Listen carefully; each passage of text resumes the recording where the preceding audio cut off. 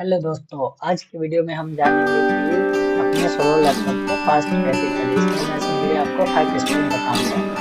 इसके लिए चलते हैं अपने स्क्रीन पर। फर्स्ट स्टेप में आपको क्या करना है, कंट्रोल शिफ्ट प्लस ये करने के बाद आप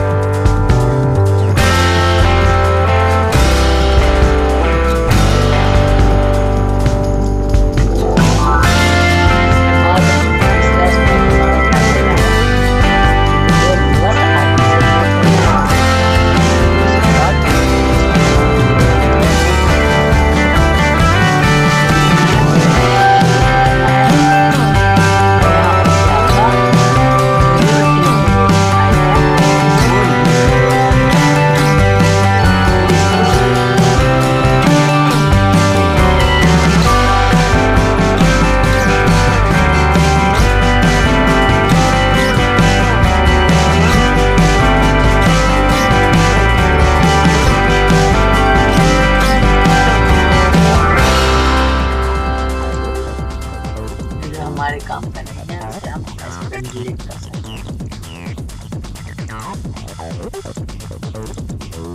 इसमें कुछ नहीं है,